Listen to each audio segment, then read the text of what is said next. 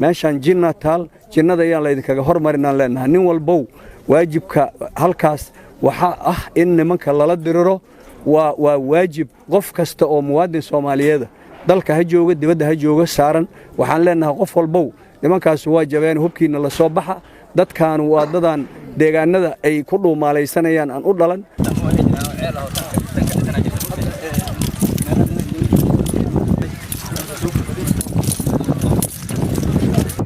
بسم الله الحمد لله والصلاة والسلام على رسول الله